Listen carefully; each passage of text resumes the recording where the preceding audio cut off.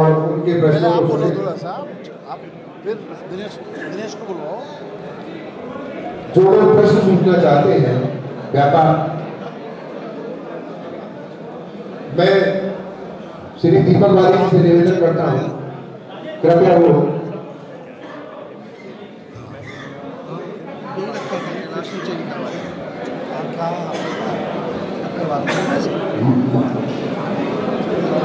श्री दीपक वाली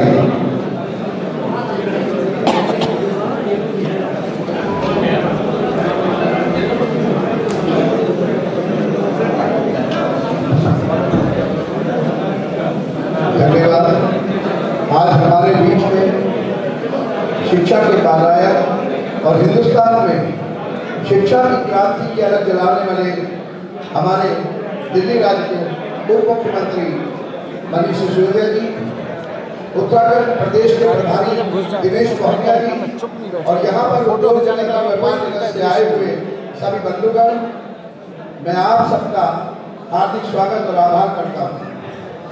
आज के कार्यक्रम को आगे बढ़ाते हुए हमारे माननीय उप मुख्यमंत्री जी आप लोगों के बीच में आप लोगों से बातचीत करके आए हैं।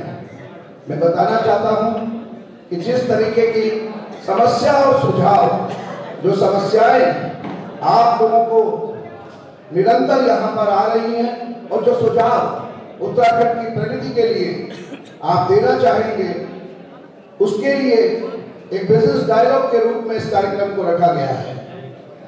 मुझे उम्मीद है कि आप लोगों के जो सुझाव होंगे वो उत्तराखंड राज्य की प्रगति में बहुत निरंतर और एक मील का पत्थर साबित होंगे।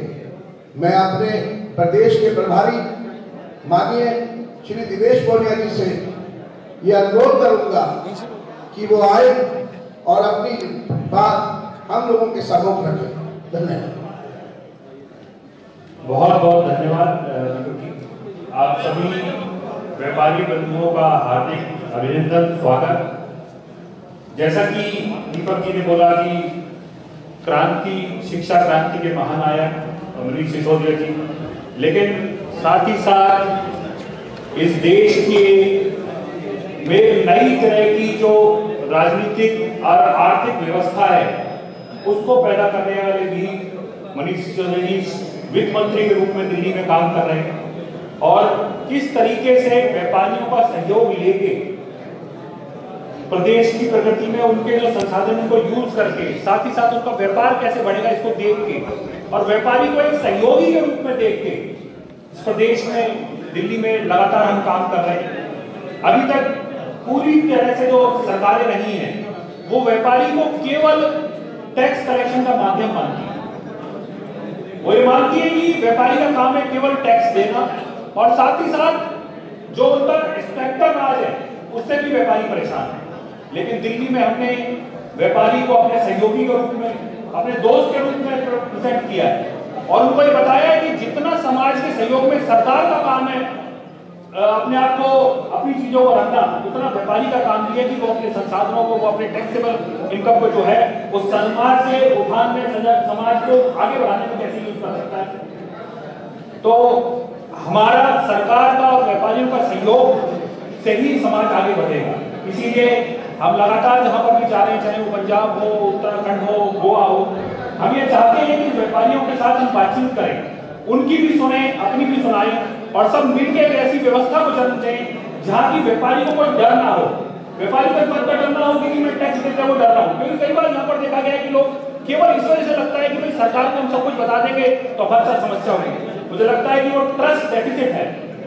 एक हमारे और व्यापारी सरकार के और व्यापारी के बीच में एक सामंजस्य होना चाहिए, एक समझ होनी चाहिए कि दोनों का लक्ष्य एक ही है। सरकार भी चाहती है कि समाज आगे बढ़े और व्यापारी भी चाहता है कि समाज आगे बढ़े। तो हम दोनों लोगों को मिलके आगे बढ़ना है, समाज को और उत्तराखंड को प्रगति की नई राहों में ले जाना है। मुझे लगता है कि आज जिस तरीके से सब लोग बैठ के बातचीत कर रहे हैं और आप लोगों के सहयोग और सुझाव आप लेंगे और लोगों की आपकी जो समस्याएं हैं वो भी सुनेंगे, क्योंकि लगातार दिल्ली में भी हमने इसी तरह के डायलॉग किए और वहां पर लोगों की समस्याओं को समझा और उसके हिसाब से पॉलिसीज बनाई जिससे कि लोगों की समस्याओं का समाधान हो। तो हम ये चाहते हैं कि आज इस जो ये हम ये डायलॉग कर रहे हैं, लोगों से बातचीत कर रहे हैं, इससे आप लोगों की जो समस्या है वो भी हम लोगों के बीच में आए, जो आपके सुझाव है वो भी हम आप लोगों के हमारे बीच में आए, और उस हिसाब से हम पॉलिसीज डिफाइन कर पाए। तो आप सब लोगों का स्वागत है, और मैं चाहूंगा कि एक एक करके आप लोग अपनी अपनी बात रखें, और फिर उसके बाद मनीष जी चीजों का आंसर भी करेंगे और उन चीजों का समझ भी करेंगे। सब लोगों का पुनः हार्दिक अभिनंदन, स्वागत। शुरुआत करते हैं। सभी लोग आमंत्रित हैं। जो भी लोग प्रश्न पूछना चाहते हैं माननीय उप मुख्यमंत्री जी से, वो अपना हाथ खड़ा कर सकते हैं। माइक आपके पास आ जाएगा।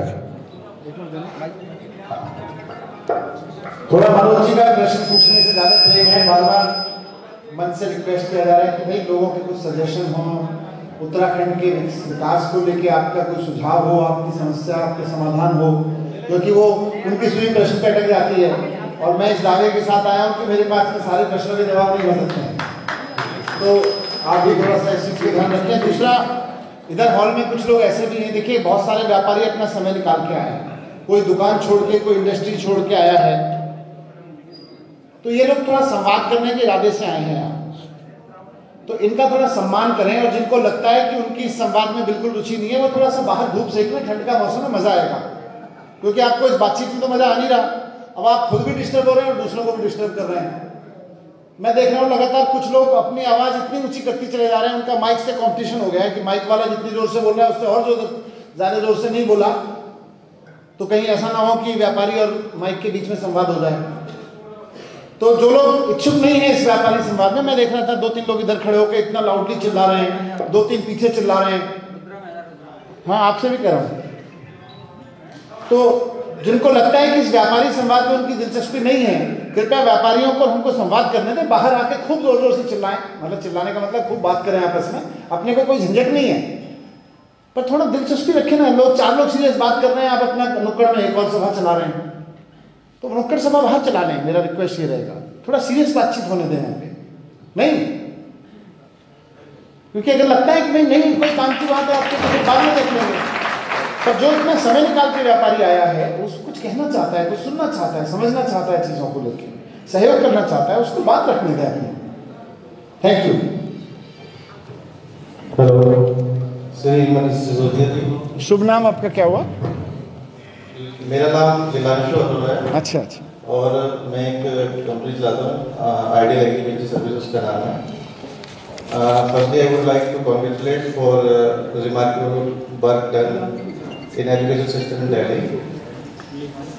मेरा सवाल बिजनेस इकोसिस्टम को लेके ही है, और उसको मैं आपके जो एजुकेशन सिस्टम है उसके साथ ही कोरिलेट करके पूछना चाहता हूँ। सर, मेरा सवाल ये है कि जैसे बिजनेस में नया एंटरप्रेन्योर आता है तो वो भी लर्न करता है, लेकिन हमारा जो बिजनेस इकोसिस्टम है, जहाँ पे टैक्सेशन डिपार्टमेंट है या जहाँ जहाँ पे कोई रजिस्ट्रेशन करता है, वहाँ पे उसको एडवाइस जो मिलनी चाहिए थी, जो गाइडेंस मिलनी चाहिए थी, वहाँ पे वो गाइडेंस नहीं मिलती, बल्कि अगर वो कोई छोटी सी गलती कर देता है, मिस्टेक कर देता है, तो बल्कि उसको नोटिस मिल जाता है। तो उसके अब छोटे छोटे मिस्टेक्स के लिए नोटिस की बजाय अगर संवाद हो, ऑफिसर्स का बिहेवियर जो है इस तरीके से हो कि जैसे स्कूल में टीचर्स उसके साथ करते हैं, इंटरेक्शन हो।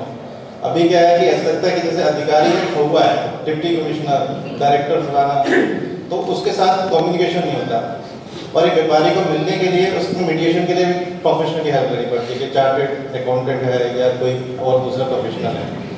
तो अल्टीमेटली क्या होता है कि प्रोफेशनल जिसको आगे अपनी स्किल को यूज करके बिजनेस को बढ़ाना चाहिए था, वो दोनों एक नेक्सस क्रिएट कर लेते हैं, और उसमें छोटी सी छोटी चीज़ों के लिए क्या होता है कि अगर आपने गलत क्लैरिकल मिस्टेक कर दी, उसके लिए नोटिस आ गया, उसको आप डायरेक्ट प्लेटफॉर्म पे लाके बात नहीं कर सकते, क्योंकि अधिकारी आपको डर रहता है। तो एक ऐसा बिजनेस इकोसिस्टम होना चाहिए, क्योंकि दोनों के ऑब्जेक्टिव सेम है। हर व्यापारी चाहता है कि वो आगे ग्रो करे, जब वो ग्रो करेगा तो वो टैक्स कंट्रीब्यूट करेगा, ऑब्वियस की बात। सही बात।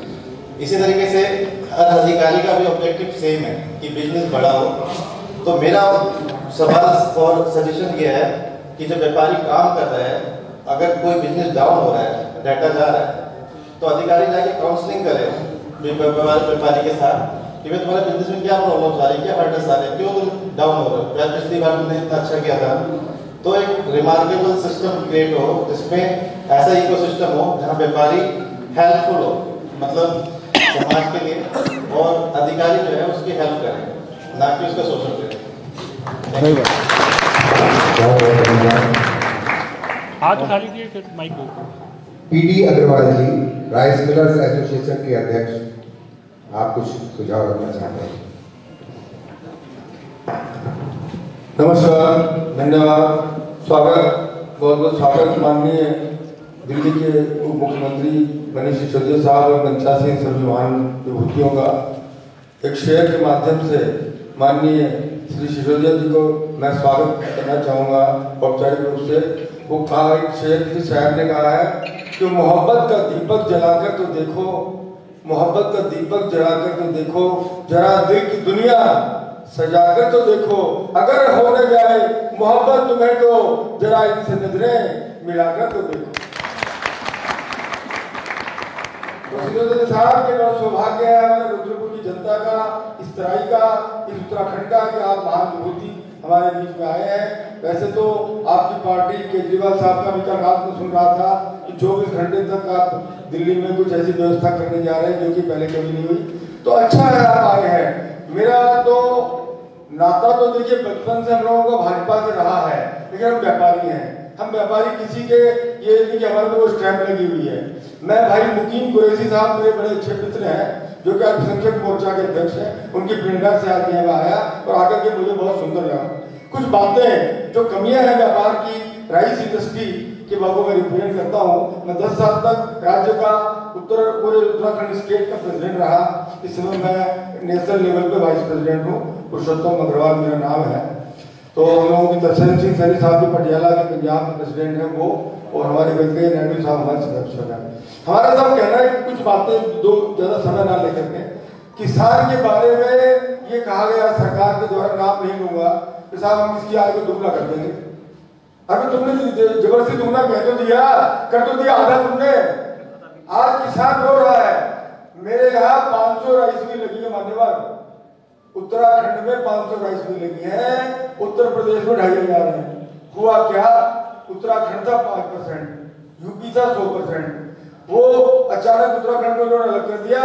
तो साहब जैसे बांग्लादेश और वो हिंदुस्तान आजाद हुए थे, पाकिस्तान और बांग्लादेश, तो हमारा जूट का एरिया तो चला गया बांग्लादेश में, तो जूट मिले रहेगी पाकिस्तान हिंदुस्तान में।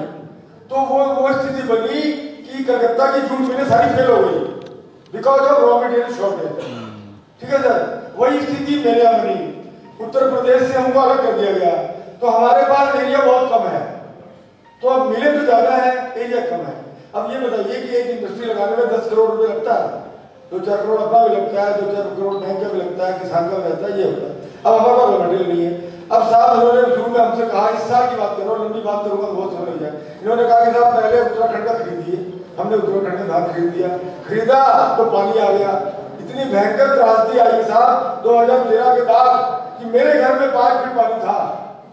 मेरे घर में जो है की पॉश कॉलोनी है, या 5-5 करोड़ की कोठियां है, तो अचानक किसी डैम को खोल दिया गया तो घरों में पानी भर गया, फसलें तबाह हो गया।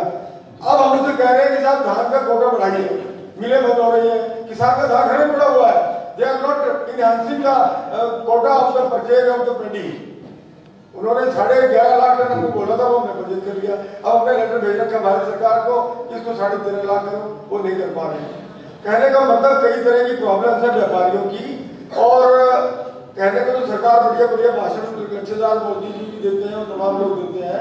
हम व्यापारी ये चाहते हैं कि व्यापारी की समस्या का समाधान हो। मेरे किसान भाई यहाँ बैठे हैं, उनसे भी पूछा जाए कि क्या वो प्रसन्न है इस व्यवस्था से। धान किसान के पास घर में पड़ा हुआ है, मैं खरीदने को तैयार बैठा हूँ, मेरी इंडस्ट्री बंद हो रही है और वो सरकार कोटा नहीं बढ़ा रही है। बार बार हमारे बंशीधर भगत साहब दिल्ली हुआ है, वो मुख्यमंत्री जी पत्र लिख चुके हैं, लेकिन क्या व्यवस्था है। तो सवाल ये इंडस्ट्री को सर्वाइव करना है। एक इंडस्ट्री जब लगती है, थोड़ा समय करना है, 150 लोगों को रोजगार देती है साहब, बैंकों को ब्याज देती है और एरिया को डेवलपमेंट देती है। जहाँ इंडस्ट्री चलती है वही डेवलपमेंट होता है। इसी तरह कुछ सड़कों की बात है, हमारे ग्रामीण भाई बैठे हुए हैं, हमारा एक गाँव बिंदु खेड़ा, वहाँ पे 400 परिवार रहते हैं, उसकी सड़क को टूटे हुए 5 साल हो गए। आज तक जितनी बातों मंच पर रखी लेकिन वो कोई ध्यान नहीं दिया गया। हम आपसे फायदा करते हैं व्यापारी के नाते कि यदि आप व्यापारियों की समस्या पर ध्यान देंगे तो हम व्यापारी वर्ग तन मन धन से आपकी पार्टी को सपोर्ट देंगे। हाथ उठा लीजिए कोई और लास्ट में। मैं दीप्ति अरोड़ा, मेरा स्टार्टअप है, वुमेन स्टार्टअप है कैफे बिजनेस प्राइवेट लिमिटेड। मैंने 2017 में स्टार्ट किया, लेकिन अभी तक गवर्नमेंट एंटरप्राइजेस के नाम से यहाँ पे जितनी भी स्कीम्स आई हैं उसका कुछ भी फाइनेंशियली हमको बेनिफिट नहीं मिला है। मतलब स्कीम्स होती हैं, वो कहते हैं फॉर्म भरिए, सब मतलब पूरा एक लंबा प्रोसेस होता है, प्रोसेस चलता रहता है, लेकिन फाइनली कुछ नहीं मिलता। तो उसके लिए आप फाइनेंशियली सपोर्ट के लिए वुमेन एंटरप्राइजेस के लिए आप क्या कर सकते हैं और इजी वे में क्या कर सकते हैं? मतलब स्कीम्स तो बहुत एवरीथिंग है, बट हमारे तक कैसे आएंगी और कैसे मिलेगा, वो प्रोसेस क्या रहेगा आपका, उसके लिए मैं आपसे पूछना चाहती हूँ। Thank you. वो पीछे वो हाथ उठा रहे हैं, उनको दे दीजिए।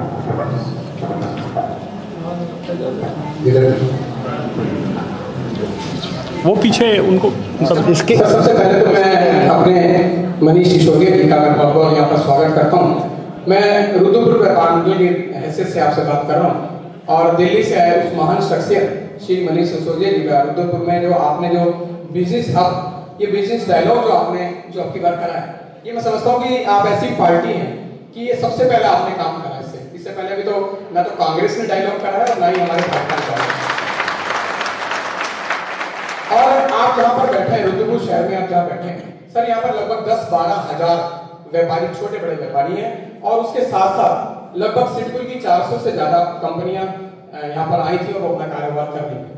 मान्यवर, मैं सबसे, क्योंकि ये रुद्रपुर शहर ऐसा शहर है और ये आसपास उधम सिंह नगर एक ऐसा हमारा जनपद है कि यहाँ पर हम लोगों ने, हमारे परिवार के लोगों ने अपने हाथों से जमीन सींची, तराई ठोर का था।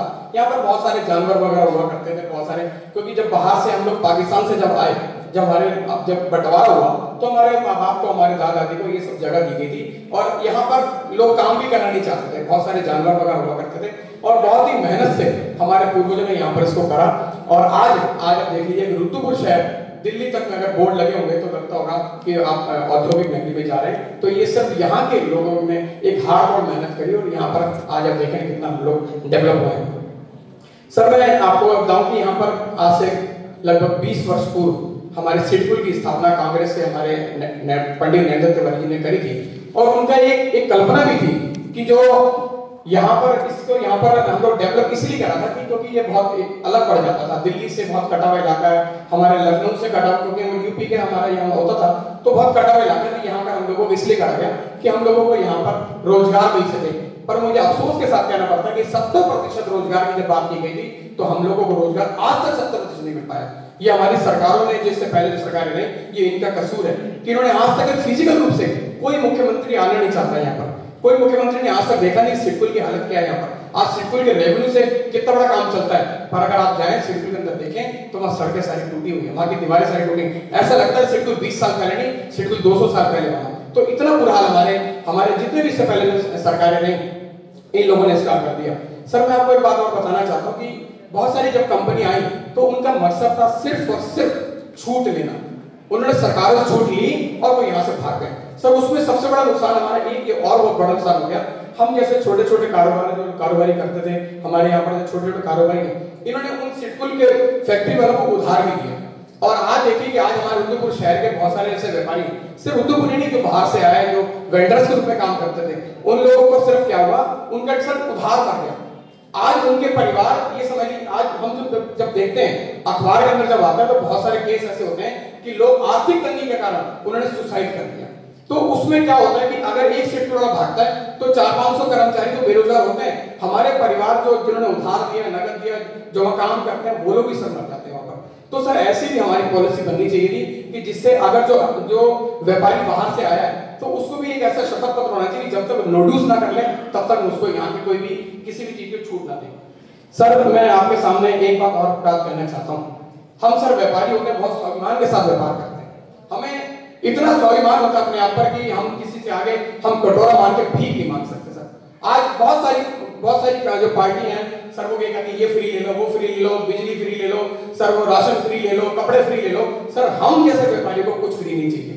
आज हमें चाहिए सबसे ज्यादा, अगर हमें सबसे ज्यादा चाहिए तो सर हमें कैसा माहौल चाहिए, वो माहौल नहीं बन पा रहा सर। यहाँ पर माहौल क्यों नहीं, आप देखिए ना सर, कभी होता है गाड़ी हमारी जाती होती है, हमारी गाड़ी को रोक लेते हैं पुलिस वाले। क्यों रोक लेते हैं?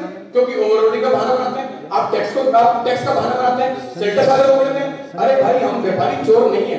आपने व्यापारी को चोर क्या समझ लिया आपने?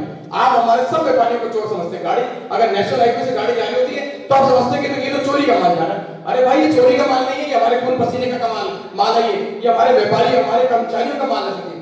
लेकिन ये क्या करते हैं, हमारी गाड़ियां रोक लेते हैं। और सर एक जगह गाड़ी नहीं रुकती, गाड़ी सर अगर दिल्ली से अगर चलेगी तो अगर उत्तराखंड अगर अल्मोड़ा तक जाएगी तो सर 20 जगह चेक हो जाएगी। क्यों चेक होगी भाई 20 जगह? आप क्यों चेक करते हैं? एक जगह फिजिकल रूप से चेक करें और उसको ऑन द लाइन उसको करें कि मैंने इस गाड़ी को चेक कर लिया, ये ऑन द लाइन चेक हो जाना चाहिए। आप सर बॉर्डर पर सर देखें, बॉर्डर पे जाकर यही हमारा ये यूपी का बॉर्डर शुरू होता है, यहाँ से 1 किलोमीटर दूर है सर, यहाँ से सर बहुत ये नजदीक है सर। वहाँ देखिए वहाँ गाड़ियों की ऐसा लाइन लगी रहती है। क्यों लगी रहती है लाइन? हमने टैक्स दिया, हमारी गाड़ी मान लीजिए आप 7 बजे नोटरी चालू कर देते हैं, 7 बजे सर नोटरी चालू कर देते हैं आप।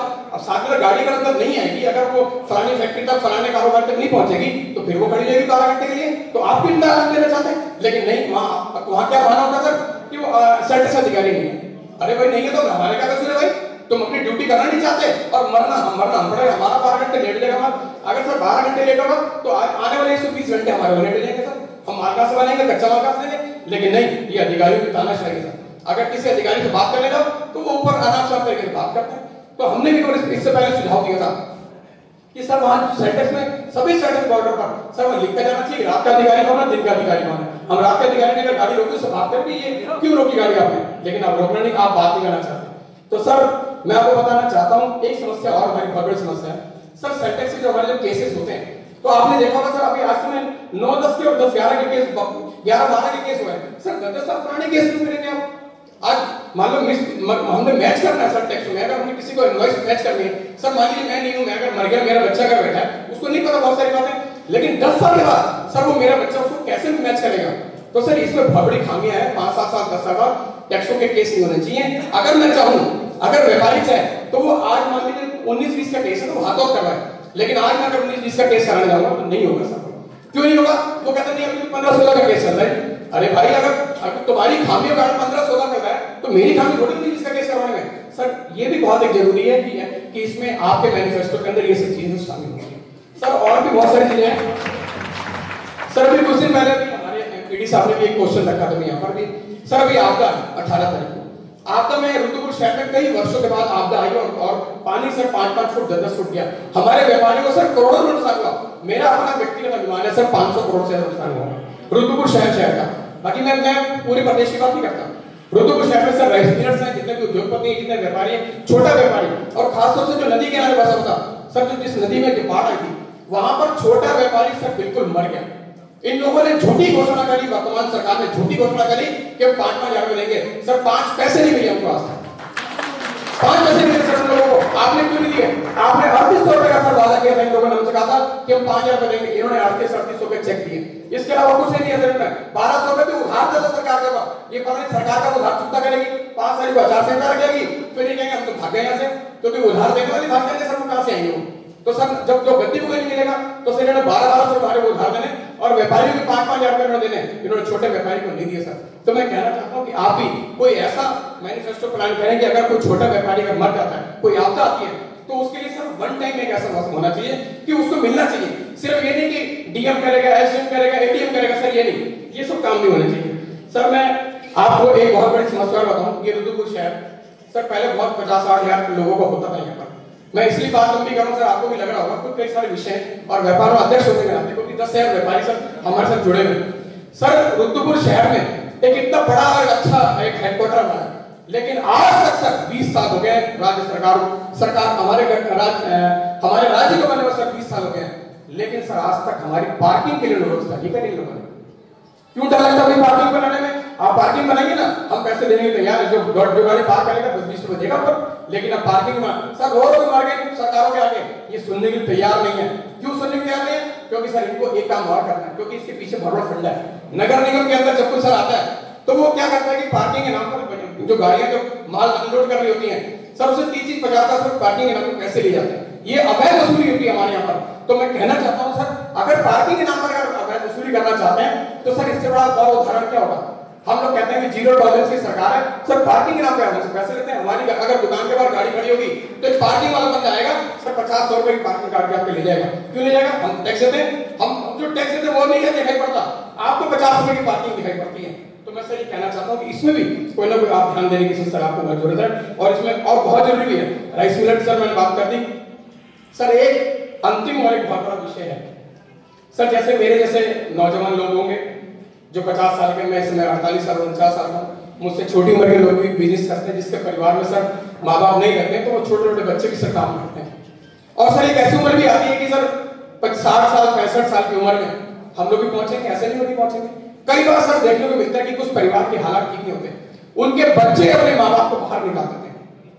सर ऐसे लोगों के लिए फ्यूचर हमारा एक सिक्योर होना चाहिए, क्योंकि सर जैसे मान लीजिए मेरे जैसा व्यक्ति या अन्य जैसे कोई व्यक्ति होगा जिसने सारी उम्र 20 साल की उम्र से लेकर और 60 साल की उम्र तक आपको यानी सरकार को टैक्स दिया, सर आखिर में आपने हमको क्या दिया? आखिर हमें भी हमारा बंदा है। सरकारी कर्मचारी की पेंशन आप करते हैं सर, वो पुलिस कर्मचारी को पेंशन करते हैं, और सर विधायकों की पेंशन भी आप करते हैं, मुख्यमंत्री की पेंशन भी आप करते हैं, लेकिन हमारे व्यापारी की पेंशन कोई नहीं करता था।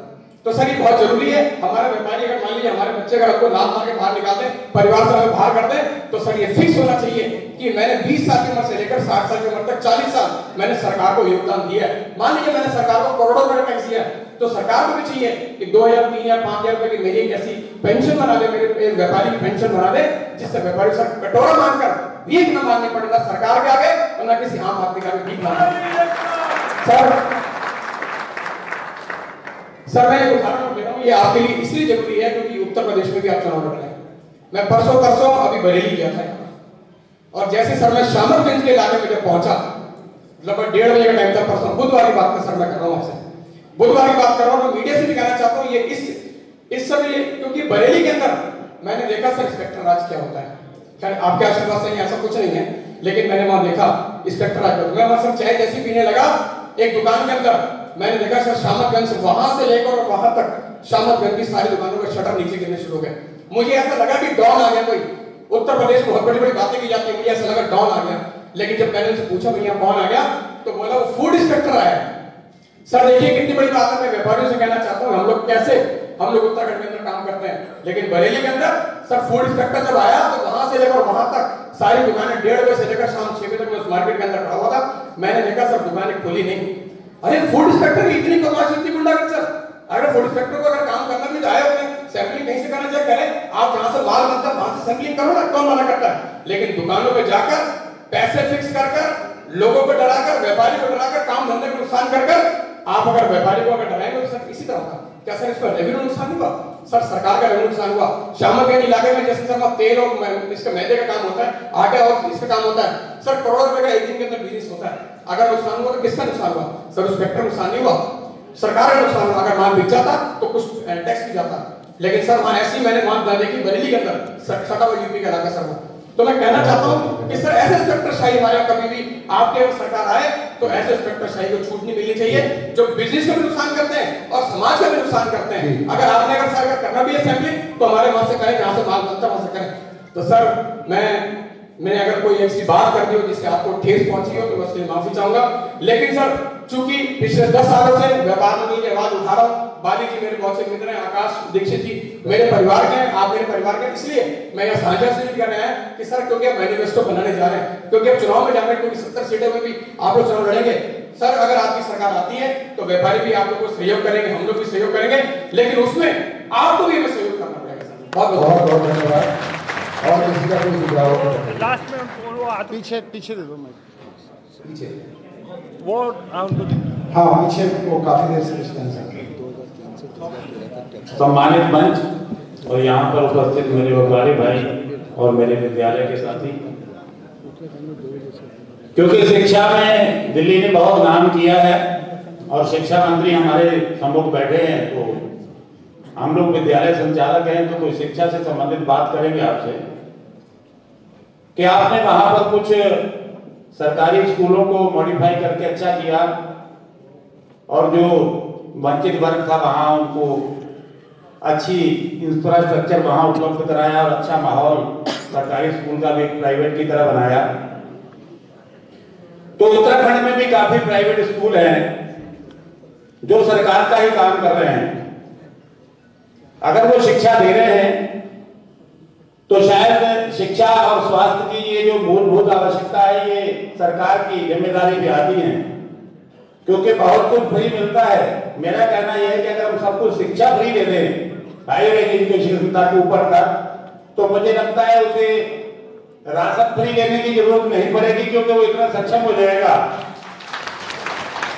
और उसे ये भी पता चल जाएगा कि कौन सी सरकार हमें राशन खिलाकर 5 किलो राशन या 10 किलो राशन फ्री देकर बाकी देश को दूसरे को लुटवा रही है, क्योंकि उसकी शिक्षा की कमी है कि वो जानता नहीं कि जो मुझे 5 किलो राशन दे रहा है और पीछे से हमारे देश को प्राइवेटाइजेशन के नाम पर कॉर्पोरेट को बेच रहा है, देश की संपत्ति को बेच रहा है, वो उसकी शिक्षा का कारण है। शिक्षित होना सबसे पहले मूलभूत, पहले रोटी कपड़ा और मकान की बात 70 के दशक में चलती थी जब हम छोटे थे, लेकिन मुझे लगता है कि आज अगर शिक्षा की बात चले और हर व्यक्ति शिक्षित हो, 75 साल हमें आजाद हुए हो गए, लेकिन यहाँ पर शिक्षित नहीं।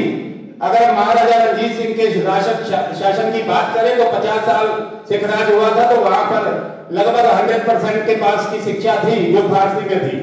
हर व्यक्ति पढ़ा लिखा था, जैसे अंग्रेजों को खत्म करने के लिए 50 साल 40 साल का उसने समय लिया था कि मैं यहाँ के लोगों को शिक्षित कैसे बनाऊंगा। उसने 50 साल का समय मांगा था, लेकिन 35 साल में उसने कर दिया था। हर घर में ABCD या ऊड़ा एड़ा या आप उसे कहें कि अलग बेटे वाला जो था, वो वहां पर हर घर में उस समय पंजाब में मिलता था कि हर व्यक्ति शिक्षित था। तो इसीलिए वो देश पंजाब उस समय इतना आगे था कि बाहर के लोग फ्रांसीसी और अंग्रेज हमारे उस सिख राज में वहां पर नौकरी करने आते थे। तो ये शिक्षा की देन थी। तो मैं आपसे सर ये पूछना चाहता हूं कि यहाँ पर विद्यालय उत्तराखंड बोर्ड और CBSE बोर्ड के चलते अभी सरकार ने कुछ उत्तराखंड के सरकार बोर्ड के सरकारी स्कूलों को, इंटर कॉलेज को CBSE बोर्ड में कन्वर्ट किया है, कुछ को इंग्लिश मीडियम में कन्वर्ट किया है। तो इसका मतलब जो हिंदी मीडियम की शिक्षा थी वो अच्छी नहीं थी। क्या सरकार CBSE को बेहतर मानती है? क्या सरकार इंग्लिश मीडियम को बेहतर मानती है? जो हमारी यहाँ की इस समय की वर्तमान की सरकार, मैं उसकी बात कर रहा हूँ।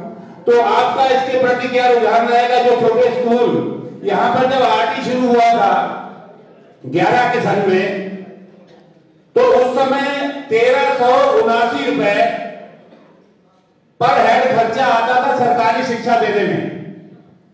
तो यानी सरकार 1379 रुपए जेब से भरती थी एक प्राइमरी स्कूल में एक बच्चे के खर्च के लिए। और जिस शिक्षा को हमारे यहाँ बहुत ज्यादा अच्छा नहीं माना जाता, और हमारा प्राइमरी स्कूल उस समय प्राइवेट स्कूल उस समय, पब्लिक स्कूल उस समय 400, 500, 300, 600, 700 रुपए में शिक्षा दे रहा था, जब सरकारी स्कूल में 1379 का खर्चा 2011 में आ रहा था। तो कहीं ना कहीं शिक्षा देने में हमारे विद्यालयों का, प्राइवेट विद्यालयों का बहुत बड़ा योगदान रहा है, क्योंकि कम पैसे में शिक्षा दी। हो सकता है अनट्रेन्ड स्टाफ रहा हो, लेकिन फिर भी लोग हमारे विद्यालयों में आते हैं। कुछ तो बेहतर होगा सरकारी स्कूल को छोड़कर। आपने वहां पर सरकारी स्कूलों को मॉडिफाई किया है, तो क्या आने वाले समय में यहां पर अगर आपकी सरकार आती है तो प्राइवेट स्कूलों को आप मौका देंगे क्योंकि वो सस्ती शिक्षा दे रहे हैं, या उनके सामने एक सरकारी स्कूल जितने हमारे आज बनने के कगार पर है, जहां 20-20, 25-25 बच्चे नहीं हैं, उनको अपहीन करेंगे? या क्या आपका शिक्षा के प्रति नीति यहाँ पर रहेगी? हमारा मकसद है कि हर व्यक्ति को शिक्षा मिले, और जो लोग योगदान कर रहे हैं, जो इससे जुड़े हैं, क्योंकि अगर एक विद्यालय चल रहा है तो वो 10-20 लोगों को रोजगार वहां पर दे रहा है, 50 को रोजगार दे रहा है, और सरकार हमारी सेंटर वाली कहती है कि इसको भी गवर्नमेंट पे दे दे, तो एक ही व्यक्ति मोनोपोली करके उसको आगे शिक्षा को बढ़ाए, तो ये सारे सेक्टर उसको दिए जा रहे हैं। इसके बारे में आप सर थोड़ा सा हमें डिटेल में बताएंगे कि शिक्षा में आपका उत्तराखंड में क्या रहेगा। और एक सर हमारे यहाँ बैठे, क्योंकि मैं किसान भी हूँ और इस पूरे किसानी आंदोलन में जुड़ा रहा हूँ, तो किसान से संबंधित भी आपसे सवाल करूंगा कि हमारे अग्रवाल जी ने सवाल किया कि इनको भरपूर रॉ मटेरियल नहीं मिल रहा। अरे जब 1200 रुपए में मंडी में धान बिकता हो तो रॉ मटेरियल फिर भी ना किसी को मिले, तो ये बड़ा हमारा दुर्भाग्य है। जब रॉ मटेरियल की शॉर्टेज होती है तो वो महंगा बिकता है, एमएसपी पर 1960 में बिकना चाहिए। जब 1200-1300 रुपया बिक रहा था उस समय आप लोगों ने क्यों नहीं खरीदा? तो उसको भी कहीं ना कहीं किसान की भी आपको देखा जाए कि आपने दिल्ली में घोषणा करी थी कि हम स्वामीनाथन का रेट देंगे, शायद आपने वहां दिया नहीं दिया, कुछ एरिया आपके पास आता है एग्रीकल्चर का दिल्ली में, तो एमएसपी आपने वहां दी होगी। तो किसानों के लिए आपका क्या आने वाले समय में अगर आपकी सरकार आती है तो एमएसपी की भी जो हम लोग वहां बैठे थे 1 साल की लड़ाई में, तो उसे कमेटी बना दिया। कमेटी बनाने का मतलब कहीं टालना या लटकाना होता है मैटर को। तो उसके बारे में आप बताएंगे कि किसानों के लिए आपके मन में क्या स्कीम है, शिक्षा के प्रति आपके मन में क्या स्कीम है, या आने वाले समय में 5 किलो राशन फ्री में देते रहेंगे तो उसी को अगर विकास मानेंगे हमारे देश के लोग, तो फिर शिक्षा और बाकी चीजें कहां टिकती हैं? धन्यवाद। बहुत अच्छे अच्छे सुझाव आपके आए, आपने समय दिया, बहुत बहुत धन्यवाद। अब मैं माननीय उप मुख्यमंत्री दिल्ली सरकार से निवेदन करता हूं कि बहुत बहुत धन्यवाद। आप सब लोगों ने बहुत शिद्दत से अपनी बात रखी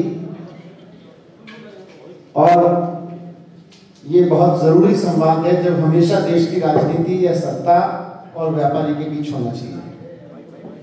सबसे इंपॉर्टेंट चीज ये है कि आप में से जितने लोगों ने भी अपनी बात रखी, कमोबेश सभी ने अगर समस्या रखी है तो समाधान भी रखा है। मतलब आप समस्या को आइडेंटिफाई कर रहे हैं तो समाधान की ओर भी आपका इशारा है कि अगर सरकार इसको ऐसे कर ले तो फिर ये समस्या बचेगी नहीं। तो मुझे लगता है कि असली समाधान तो यहीं से निकलेगा। अरविंद केजरीवाल जी का काम करने का, आम आदमी पार्टी के काम करने का मॉडल ही ये है। और दिल्ली में अगर आम आदमी पार्टी पॉपुलर है और सक्सेसफुल है और आज देश भर में आम आदमी पार्टी को, ठीक है अलग अलग राज्यों में हमारी अपनी अपनी सांगठनिक स्थिति है, अभी हम कहाँ चुनाव लड़ रहे हैं कहाँ नहीं लड़ रहे, वो सब बहुत सारे फैक्टर्स पर निर्भर करता है। पर आज कम से कम पूरे देश में अरविंद केजरीवाल जी को, आम आदमी पार्टी को एक ऐसी पार्टी के रूप में देखा जाता है, एक ऐसे लीडर के रूप में देखा जाता है जिस पे लोग भरोसा करते हैं। लोग कहते हैं यार ये काम करता है, ये पार्टी काम करने वाले लोगों की पार्टी है, इनकी राजनीति काम करने की राजनीति है। तो इसलिए क्योंकि संवाद पे यकीन करती है। और उत्तराखंड की जितनी समस्याएं आपने 7-8 लोगों ने तो यहां रखी और काफी कई पॉइंट पर रखी, तो बहुत सारी समस्याओं का जिक्र आप सब लोगों ने किया और उनमें से भी ज्यादा समस्या से ज्यादा समाधान का जिक्र किया। ये मॉडल अरविंद केजरीवाल जी ने दिल्ली में 2015 में अपनाना शुरू किया। जब सरकार में आए फुल फ्लेजेड, तो वहां सबसे पहला सवाल यही था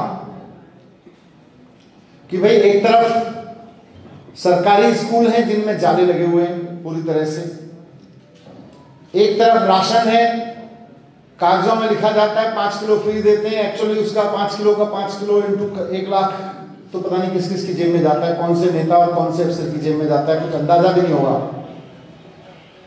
और वाकई उनको जरूरत है, उनको जब समाज शिक्षा दे देगा, उनको जब समाज बराबरी पे ले आएगा, उनको सरकारें जब अपलिफ्ट कर देंगी, उसके बाद हम कह सकते हैं कि भाई अब इनको 5 किलो चाहिए कि नहीं चाहिए। पर आज तो चाहिए, जरूरत तो है। तो समाज तो वो भी थी, दिल्ली का विकास भी करना था, दिल्ली के हेल्थ सिस्टम को भी ठीक करना था। और जब लेके बैठे 2015 में, ऑफ कोर्स आइडिया तो पहले से ही था कि कहां से शुरू करना है और कैसे शुरू करना है, लेकिन फिर भी 2015 में जब लेके बैठे तो साथियों सबसे पहले चुनौती थी कि सरकार का बजट। दिल्ली सरकार घाटे में चल रही थी, केंद्र सरकार से दिल्ली सरकार को 1 पैसा नहीं मिलता, मतलब 1 पैसा तो मिलता है, 325 करोड़ रुपए मिलता है। बाकी सारी सरकारों को 25, 30, 40 हजार करोड़ रुपए, 60 हजार करोड़ तक मिलते हैं। दिल्ली सरकार को केवल 325 करोड़ रुपए मिलते हैं केंद्र सरकार से, और वो फिक्स है पिछले 20 साल से। तो 325 करोड़ रुपए मिलते हैं केंद्र सरकार से। अब कैसे करेंगे? इतने सारे काम करने हैं, इतनी सारी वेलफेयर स्कीम करनी है, महिलाओं के लिए योजना लानी है, युवाओं के लिए योजना लानी है, स्किल डेवलपमेंट करना है, एंटरप्रेन्योरशिप स्टार्टअप की बात की, उन पे काम करना है, कैसे करेंगे? और 30,000 करोड़ का बजट था। 30,000 करोड़ के बजट में से 24,000 करोड़ की तो तनख्वाह थी, 24,600 करोड़ की, और बाकी कुछ व्यापारी लोग सब समझते हैं कमिटेड लायबिलिटीज होती हैं, हर साल फाइनेंस निकलती हैं कि पिछले साल की, तो कंटिन्यूड कमिटेड लायबिलिटीज थी। 1,000 करोड़ था जिसमें सरकार डिसाइड कर सकती थी भाई इधर कर लो या इधर कर लो, बाकी सब में तो टच नहीं कर सकती थी। तो अरविंद केजरीवाल जी ने सबसे पहले यही फॉर्मूला लगाया जो आज हम कर रहे हैं ना यहाँ बैठ के, दिल्ली के व्यापारियों के साथ ढेरों संवाद किए, सारे वर्टिकल, क्षेत्रीय भी, मतलब करोल बाग, चांदनी चौक, नेहरू प्लेस, पहाड़गंज, ये वो, और वर्टिकल दूसरा भी कि जूता व्यापारी, ट्रेडर, सर्विस सेक्टर, कपड़ा व्यापारी, हर तरह के व्यापारी के साथ अलग अलग सेक्टर्स के साथ में खूब संवाद किए करीब 2-3 महीने। उसके बाद पहला बजट तैयार किया। मूलतः मैं क्योंकि दिल्ली का ही चीज रख सकता हूँ, और पंजाब, यहाँ पे पंजाब में भी बात हो रही है और जगह बात हो रही है, उत्तराखंड में क्या करेंगे इस पर भी बात रख सकता हूँ, पर शुरुआत थोड़ी सी मैं 5 मिनट दिल्ली से करना चाहूँगा, क्योंकि ये मॉडल समझ में आ जाए कि इस राजनीति का मॉडल क्या है, तो फिर शायद आज की तारीख में बहुत सारे सवालों के उत्तर मिल जाएंगे। मैं 2015 में जब बैठे कम से कम 3 महीने तक बजट की चर्चाएं करने के बाद व्यापारियों से 4 चीजें निकल के आई थी मोटे मोटे तौर पे, और उसमें से एक का जिक्र आप लोगों में से कई लोगों ने यहां किया या कई मर्तबा हुआ कि जी रेट राज बहुत है, और खुद व्यापारियों ने कहा, जब उन्हें लगा कि आदमी सुनता है हमारी बात, तो खुल के बोला व्यापारियों ने कि साहब आपका जो इंस्पेक्टर आता है ना, वो पैसे लेने नहीं आता सरकार के लिए, वो एक्चुअली अपने लिए पैसे लेने आता है, सरकार के लिए पैसे, जो वो फूड इंस्पेक्टर है वो सरकार के लिए नहीं लेने जा रहा, वो तो अपनी वसूली करने जा रहा है। और किसी ने एक एग्जाम्पल दिया करोल बाग के व्यापारी ने, उसने कहा जी देखो मैं तो इलेक्ट्रिक अप्लायंस की दुकान चलाता हूँ, मेरे यहाँ आपका कोई भी इंस्पेक्टर आता है 4 डब्बे इधर रखेगा, 4 डब्बे इधर रखेगा, कोई डब्बा मान लो 3-4 महीने 5 महीने पुराना खाली पड़ा हुआ मिल गया उस पर, बस उसके बाद हमसे बड़ा चोर कोई नहीं है उसकी नजर में। बोलेगा अच्छा खाली डब्बा रखा हुआ है, इसका मतलब बिना टैक्स के बेच रहे हो, लाओ 5 लाख रुपए का नोटिस। और बोले जी वो 5 लाख रुपए का नोटिस एक्चुअली 50,000 रुपए की रिश्वत के लिए होता है, 5 लाख रुपए में से 1 पैसा भी नहीं जाता सरकार के पास, तो 50,000 रुपए रिश्वत लेके जाता है, उसके नीचे टलता नहीं है। इससे लेकर बहुत सारे किस्से लोगों ने सुनाए कि जी ये आप ठीक करो रेट राज। तो पहला, सबसे पहले समस्या व्यापारी उद्योगपतियों की, वहां उद्योग तो कम है दिल्ली में ऐसे देखें, पर फिर भी उनके साथ भी खूब संवाद हुआ कि भाई ये रेट राज बहुत है, आपका इंस्पेक्टर बहुत दुखी करता है। तो अरविंद केजरीवाल जी ने राइटिंग में ऑर्डर दिए कि वैट, उस वक्त वैट होता था, कि वैट डिपार्टमेंट कोई रेड नहीं करेगा, और बाई ऑर्डर इंस्पेक्टर्स को कहा गया कि आप ऐसे ही नहीं है कि घर से बैठे थे, आज सोचा चलो उधर से पैसा नहीं आया बहुत दिन से, आज करोल बाग घुमाते हैं, आज पहाड़गंज घुमाते हैं, ऐसे बिल्कुल नहीं होगा, रेड राज बंद। फिर भी एक आध इंस्पेक्टर ऐसा था जो हीरो बन रहा था, उसे लगा कि नए नए मुख्यमंत्री हैं, क्या पता चलेगा, नीचे नीचे करते रहो। तो किसी व्यापारी ने बता दिया देखो जी फलाने नाम का इंस्पेक्टर जा रहा है, फिर भी अभी बदमाशी कर रहा है। थोड़ी बहुत तफ्तीश हुई, पता चला हाँ जी गया था। उसके बाद एनफोर्समेंट, आप देखिएगा दिल्ली का, और कोई हवा में बात नहीं कर रहा है, इतिहास गवाह है, एनफोर्समेंट डिपार्टमेंट दिल्ली का खत्म कर दिया गया, भंग कर दिया गया। उसके जितने ऑफिसर थे उसको, सर्विस डिपार्टमेंट होता है, उसको सरेंडर कर दिया गया कि भाई ये लोग हैं, ये हमें नहीं चाहिए, यहाँ पे खाली करो। तो जब रेड राज खत्म करने से चले थे, जब नहीं माने कुछ लोग, तो 0 इंस्पेक्टर राज कर दिया कि इंस्पेक्टर नहीं रहेगा तो कहे का रेड करेगा। तो ये इस तरह से चीजें समझ के करते हैं। दूसरा उन्होंने कहा व्यापारियों ने कि टैक्स के रेट्स ज्यादा हैं आपके यहाँ, उस वक्त वैट का रेट था, मतलब दिल्ली में मेरे ख्याल से 12.5% थे, जनरल टैक्स उस वक्त 13% था जनरल उस पर। तो व्यापारी ने सुझाव दिया कि आप टैक्स कम कर दो, 100 रुपए का सामान हम 112 रुपए 118 रुपए में किसी को बेचते हैं, तो आदमी भी कहता है बिना टैक्स के दे दो ना भाई, इसको 5% कर दो। 100 रुपए का सामान हम कहेंगे टैक्स के साथ 105 रुपए में ले जाओ, तो लोग कहेंगे हाँ चलो ले जाते हैं। 100 रुपए का सामान 118 में कहेंगे तो आदमी ढूंढेगा यार छोड़ो कहीं से बिना टैक्स के मिल जाएगा, वहां से ले लेंगे, आप अपनी दुकान पर रखो। इसके चक्कर में हमारा ग्राहक चला जाता है और आपका टैक्स चला जाता है। बात तो सही थी उनकी, तो अब क्या करें। अब वो अधिकारियों वाली बात आपने कई बार संजय भाई जिक्र किया अधिकारियों का, अधिकारियों के सामने कुछ करना तो अधिकारियों को ही था। नए नए सरकार में आए थे, रखी उनके सामने, बोले नहीं सर आपने देखा नहीं 24,000 करोड़ तो तनख्वाह के लिए चाहिए, तनख्वाह के लिए पैसे नहीं बचेंगे, फलाना नहीं होगा, ढिमका नहीं होगा। बहुत विरोध हुआ, सिर्फ अधिकारियों से नहीं, कई और सेक्टर से विरोध हुआ जिनका स्टेक होता है। बोले नहीं जी टैक्स कम मत करो, नहीं तो गड़बड़ हो जाएगी। यहाँ तो दिल्ली में तो 0.5% पहले ही कम रखा है। तो सीएम साहब भी और मैं भी कि नहीं भाई करेंगे तो कम। तो पहली बजट स्पीच उठा के देख सकते हैं, जो कह रहा हूँ बहुत फैक्चुअल कह रहा हूँ। 2015 में मेरी पहली बजट स्पीच में आप देखेंगे हमने टिम्बर पर दिल्ली में 12.5% से व्यापारियों के कहने पे 5% टैक्स किया। अब इन टैक्स पंडितों की मानते, टैक्स विशेषज्ञों की मानते जो सो कॉल्ड थे, तो वो तो कह रहे थे कि कम होते ही आपका टैक्स कम होगा। लेकिन 2015-16 के कलेक्शन में टिम्बर सेक्टर से पिछले साल के मुकाबले 1% ज्यादा टैक्स आया, जबकि 7% टैक्स रेट कम कर दिया। उससे ज्यादा एविडेंस क्या हो सकता था? 2016 का बजट फिर से उठा के आप देखेंगे, 2016 के बजट में हमने 44 आइटम्स पर टैक्स का रेट 12.5% से 5% किया। और उसके बाद यहां बैठे सब लोग जो जीएसटी को समझते हैं, टैक्सेशन को समझते हैं, जानते हैं कि जीएसटी की वजह से टैक्स रेवेन्यू सरकारों के भी घटे हैं और व्यापार भी नीचे आया है। डिमोनेटाइजेशन की वजह से भी व्यापार नीचे आया है। लेकिन दिल्ली सरकार का जो बजट 30,000 करोड़ का था 2015 में, 2019 में जब 5 साल पूरे हुए 2020 में, तो 60,000 करोड़ रुपए हो गया। 60,000 करोड़। हमसे पहले 5 साल में जाएंगे तो 25,000 करोड़ से 30,000 करोड़ रुपए आया था 2010 से 15 तक। लेकिन 2015 से 2020 के बीच 60,000 करोड़ रुपए हो गया, सीधा दोगुना बजट हो गया। क्यों? ईमानदारी की राजनीति, रेट राज बंद कर दिया, टैक्स के रेट कम किए। व्यापारियों ने एक चीज और कही, बोले जी ये बिजली के पावर कट बहुत होते हैं दिल्ली में, इसको ठीक करो। उत्तराखंड में तो बनती है, दिल्ली में तो बनती भी नहीं, वहां से तो खरीदनी पड़ती है। पावर परचेज एग्रीमेंट करना इतना आसान नहीं है। फिर भी सीएम साहब खुद इंजीनियर रहे हैं, सत्येंद्र जैन सारी चीजों को समझते हैं, पावर मिनिस्टर हैं, दोनों ने फील्ड में खड़े हो के दिन रात घूम घूम के सड़क पे खड़े होकर देखा, टीम्स को लगाया। आज दिल्ली में उसी बिजली के दम पे जो पहले खरीदी जाती थी 24 घंटे बिजली मिलती है। इन्वर्टर और जनरेटर, माफ कीजिएगा कोई उसके व्यापारी हो यहाँ पे, पर इन्वर्टर और जनरेटर का व्यापार दिल्ली में बेकार हो गया। वास्तव में वहां खूब आप करोड़ बाग में जाओ, खूब लटके रहते थे। अगर 2015 से पहले की तस्वीरें देखेंगे, वो इन्वर्टर लटकाए रहते थे, छोटे छोटे जनरेटर लटकाए रहते थे, सब बंद हो गए, जरूरत नहीं पड़ी उसका, क्योंकि 24 घंटे के बाद कोई क्यों रखेगा। और इन्वर्टर और जनरेटर से घर में तो फिर भी काम चल जाता, व्यापार नहीं चलता। तो ये किया। एक चीज उन्होंने और कही कि साहब आपके यहाँ जो कुछ भी कागज हमें चाहिए होता है, बड़े धक्के खाने पड़ते हैं और फालतू के कागज मांगते रहते हैं। एक एप्लीकेशन डालो 25 तरह के कागज मांगते हैं। तो हमने उसको भी स्टडी कराया, एक बहुत इंटेलिजेंट बहुत अच्छा लड़का था ऑफिसर, उससे तो पता चला फर्जी है, मतलब फालतू का एफिडेविट लगा रखे हैं। क्या एफिडेविट? मान लो आपने कोई अपनी इंडस्ट्री के किसी पेपर के लिए अप्लाई किया, किसी भी चीज के लिए, कोई लाइसेंस के लिए अप्लाई किया, बोलेंगे फलाना एफिडेविट लाओ। अब मैं लिख के दे रहा हूं, मैं मनीष सिसोदिया अंडरसाइन, बोलेंगे नहीं नहीं हम नहीं मानेंगे, पहले एफिडेविट लाओ लेकर आओ। अब एफिडेविट कैसे मिलता है?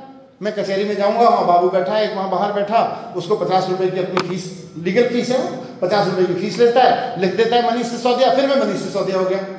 फिर मैं चाहे दिनेश मोहनिया लिखवा लाऊं अपने नाम के आगे, वो चल जाएगा। मेरे नाम पे मनीष सिसोदिया मेरे साइन से नहीं चल रहा, मैं इससे एक एफिडेविट ले आऊं, वहां जाके 50 रुपए देके मैं दिनेश मोहनिया बन जाऊं, दिनेश मोहनिया हो जाएगा।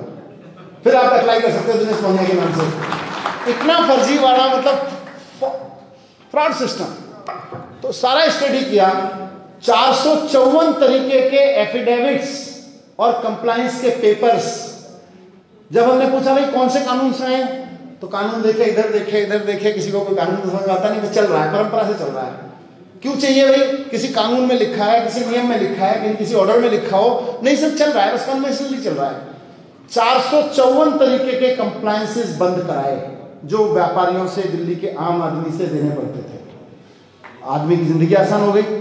एक आप संजय जी को दोबारा मतलब लाइन में लग के, अपना एक आदमी तो नहीं तो एसडीएम के दफ्तर में बिठाना पड़ता था, एक इंस्पेक्टर के को डील करने के लिए बिठाना पड़ता था, पैसे देने पड़ते अलग, वो बंद ही कर दिए। एक चीज और करी फिर बाद में, वो व्यापारियों की मांग पे नहीं थी, वो विजन। जब एक आप अरविंद केजरीवाल जी जैसे आदमी को चीफ मिनिस्टर बनाते हैं तो विजन भी तो साथ में आता है कि ये 2 स्टेप डिलीवरी करी सारी चीजों की, कि आज आपको सरकार से कोई सर्टिफिकेट चाहिए, अपनी गाड़ी की कॉपी चाहिए, अपनी प्रॉपर्टी की कॉपी चाहिए, कोई मॉर्गेज वर्गेज कुछ 50 तरह के काम होते हैं, तो आपको सरकार ट्रांसपोर्ट दफ्तर में जाना पड़ेगा, एसडीएम के जाना पड़ेगा।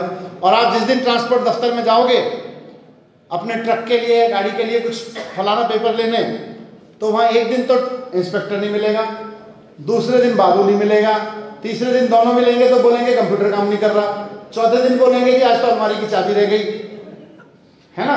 और जिस दिन आप बाहर बैठे दलाल से मिल लोगे उस दिन सारे काम हो जाएंगे, बिना अलमारी की चाबी के, बिना कंप्यूटर के, बिना बाबू के, सारे हो जाएंगे। तो इस बात को अरविंद केजरीवाल जी ने समझा और उन्होंने बाकायदा सिस्टम बनाया कि भाई अब सरकार, अब कोई आदमी सरकार के पास नहीं जाएगा, सरकार आम आदमी के पास आएगी, किसी भी, चाहे व्यापारी हो या आम आदमी हो। आप दिल्ली में रहते हैं या जाते हैं, कभी जरूरत पड़े, किसी का जानकारी हो उससे पूछिए। 1076 कॉल सेंटर है सरकार का, 1076 पे फोन करो, बोलो मुझे अपनी गाड़ी की डुप्लीकेट, उसके आरसी की डुप्लीकेट कॉपी चाहिए, हाइपोथेटिकली एग्जांपल दे रहा हूँ।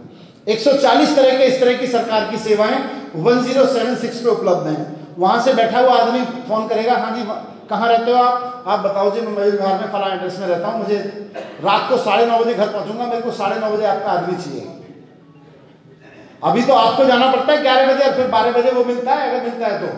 अब आप बताओगे मैं दुकान पे, मेरे ग्राहक जो है 2 बजे के बाद कम हो जाते हैं, तो 2 बजे के बाद आना, या घर पे आना 9:30 बजे, वहां पहुंचूंगा मैं। तब सरकार का आदमी आपके घर पे आएगा, अपना लैपटॉप, अपना प्रिंटर साथ में, स्कैनर साथ में लेके आएगा, आपको बता देगा पहले कि ये कागज तैयार रखना, खुद आपके कागज स्कैन करेगा। नहीं तो आधी आफत तो इसमें, पुरुषोत्तम भाई, इसमें होती है, आधी आफत तो इस बात में होती है, आपने जो कागज स्कैन करके दिया वो तिरछा हो गया, उसको साफ स्कैन नहीं हुआ, दोबारा से करो, और पैसे देने पे सारा सीधा हो जाता था। तो स्कैन भी वो करेगा जो सरकार का आदमी आएगा, ताकि बहाना ना बने। और उसके बाद में जिस हर काम की समय सीमा है, उतने दिन बाद आपके घर में वो सर्विस डिलीवर कर दी जाएगी, door step delivery of services. और यही नहीं छोड़ा, क्योंकि विजन लगता है ना फिर वहां पे, इसीलिए IIT का आदमी जरूरी था। उन्होंने कहा अब जो आदमी एग्जीक्यूटिव आपके घर आता है, जब वो सारा फॉर्म वॉर्म भर के सबमिट करता है, तो जितने भी दिल्ली में रोज हर वक्त फॉर्म भरे जा रहे हैं, उसका मैसेज सीधा आर्टिफिशियल इंटेलिजेंस से आजकल सब समझते हैं, तुरंत CM ऑफिस में जाता है। CM ऑफिस से एक ऑटोमेटिक कॉल जाती है आपके पास में, जैसे ही वो आपके घर से निकल के गया, कि जी फलाना आदमी आपके घर में आया था फलाने काम के लिए, अब आप मुझे ये बताइए कि आप उसके व्यवहार से और काम से संतुष्ट हैं कि नहीं हैं। अगर आपने संतुष्ट का बटन दबाया तो उसकी नौकरी बचेगी, और असंतुष्ट का दबाया तो उसकी नौकरी पे खतरा बढ़ता चला जाएगा। तो अकाउंटेबिलिटी की बहुत जरूरी है। ये मैं इसलिए रखा था कि आप सबने जो चीजें रखी कहीं ना कहीं वो उससे कोरिलेट कर रही थी, लार्जली कोरिलेट कर रही थी, इंस्पेक्टर राज से लेके, गवर्नेंस से लेके, हर चीज के लिए लाइन में धक्के खाने से लेके सारी चीजों के लिए कोरिलेट कर रही थी। जब आप अगर दिल्ली से थोड़ा बहुत व्यापार करते होंगे, 2016 में सरल फॉर्म निकाला था वैट का, और वो इतना सरल था, मतलब 40-45 पॉइंट होते थे सारी जगह, हमने 16 पॉइंट में समेट दिया था उसको, कि जब हमने उसका इंप्लीमेंट कर दिया तो कई राज्यों के इंस्पेक्टर, उन्होंने ट्रांसपोर्ट कमिश्नर्स ने उसकी कॉपी मंगाई कि हम भी अपनी सरकार को समझाते हैं, इतना सरल कर दो। तो इतना सरल करने की, तो सरल करना जरूरी है। सरकार तो व्यापारी के काम में दखल देना बंद कर दे और उसको चोर मानना बंद कर दे, व्यापार भी उठने लगेगा और प्रदेश भी उठने लगेगा। 2 ही सिद्धांत है, और जो अरविंद केजरीवाल जी ने खुल के किया हुआ, आज उसी का फायदा है कि दिल्ली में पैसे की भी कमी नहीं हो रही। 30,000 करोड़ का बजट 60,000 करोड़ हो गया। तो जब बजट 60,000 करोड़ रुपए हो गया, तो फिर अगर कोई बहन ये कहती है भाई मैं बिहार से आके दिल्ली में रह रही हूं और मैं किसी कोठी में काम करने जाती हूँ, वहाँ 2,000 रुपये मुझको मिलते हैं मेड के रूप में काम करने के, और 500 रुपये तो आपके बस के किराए में खर्च हो जाते हैं, तो एक विजनरी चीफ मिनिस्टर फिर ये सोचता है कि हाँ यार बात तो ठीक है, इस 2,000 वाली महिला को अगर 500 रुपये बस के किराए में छूट दे दी गई तो कितना कल्याण हो जाएगा। और फिर हमने सर्वे कराया, व्यापारी बैठे हैं, रिटेलर भी बैठे होंगे, आपको बता रहा हूं, बिजली फ्री करी, बसें फ्री करी महिलाओं के लिए, पानी फ्री किया, और भी कई चीजों में स्कीम आई। अल्टीमेटली हमने उन घरों में सर्वे कराया, करीब 50-60 हजार घरों में, कि भाई ये पैसा जो बचा आपने खर्च कहाँ किया।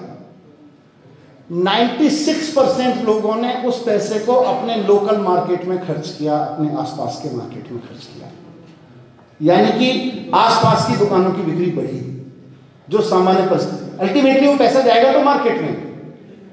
इकोनॉमी का सबसे बड़ा रूल है कि आप लोगों की जेब में पैसा डालिए, अपने आप इकोनॉमी ग्रो करेगी। आप लोगों से पैसा बचा के रखिए, कुछ चंद बड़े बड़े लोगों को 10-10 हज़ार करोड़ रुपए दे दीजिए, पता नहीं कहाँ चला जाएगा, आपको पता भी नहीं चलेगा वो पैसा क्या। तो ये व्यापार का मॉडल, और उत्तराखंड में तो असीम संभावनाएं हैं। अगर दिल्ली में हो सकता है तो उत्तराखंड में तो बहुत कुछ हो सकता है। दिल्ली में तो हमारे पास में सबसे बड़ा संकट, जैसे मैंने बोला, केंद्र सरकार से कोई पैसा नहीं मिलता, यहाँ तो उत्तराखंड को 25,000 करोड़ रुपए मिलता है। दिल्ली में हमें हर चीज एलजी के पास भेजनी पड़ती है। मेरे को अपने एक दफ्तर में चपरासी ट्रांसफर करने की पावर नहीं है, सारा एलजी ने ले रखा है, सेंट्रल गवर्नमेंट ने ले रखा है। उसके बावजूद अगर ईमानदार राजनीति और विजनरी राजनीति दिल्ली में करके दिखा सकती है, तो यहाँ तो पंजाब, उत्तराखंड तो फुल फ्लेज्ड स्टेट है, यहाँ तो बहुत कुछ हो सकता है, यहाँ तो बहुत कुछ हो सकता है। और जितने संसाधन उत्तराखंड के पास है अद्भुत है। मतलब मैं तो जाता हूँ जब अभी से नहीं, कम से कम पिछले 10-15 सालों से, जब से मेरा थोड़ा एजुकेशन पे विजन हुआ है, जब से मेरा स्किल और ग्रोथ पे विजन बनना शुरू हुआ है, मुझे तो हर तरफ लगता है कि यहाँ थोड़ा सही हो जाए, यहाँ थोड़ा सही हो जाए तो कैसे ग्रोथ हो सकती है, बहुत कुछ हो सकता है। अंत में आपने शिक्षा को लेके, इन सबको लेके कुछ सवाल किए, क्योंकि मेरी अभी फ्लाइट भी पकड़नी है मुझको। तो सर, गवर्नमेंट स्कूल और प्राइवेट स्कूल आज की एक रियलिटी, मतलब government education overall, private education दोनों आज की एक रियलिटी है। और अरविंद केजरीवाल जी जिस पॉलिटिक्स को लेकर आए हैं देश में, इनोवेटिव पॉलिटिक्स को, उसका मूल सिद्धांत मैं आपको बता देता हूं। जब पहला बजट बना रहा था, अगेन फाइनेंस मिनिस्टर के रोल में, तो मैंने उनसे पूछा था कि आपका एक कोई गाइडिंग प्रिंसिपल मुझे बताएंगे कि क्या ध्यान रखूं बजट बनाने में जो सरकार का विजन लाए।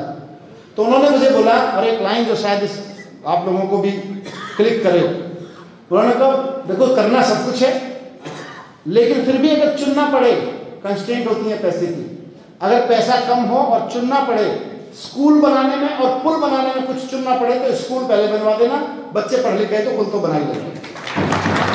और आज तक देख लीजिए साहब, 7 साल की गवर्नमेंट हो गई, ना स्कूल बनाने के लिए पैसा कम पड़ा और ना पुल बनाने के लिए पैसा कम पड़ा। दिल्ली में खूब इंफ्रास्ट्रक्चर डेवलपमेंट भी हो रहा है और खूब स्कूल भी बन रहा है। तो गवर्नमेंट एजुकेशन को क्वालिटी एजुकेशन बनाना है,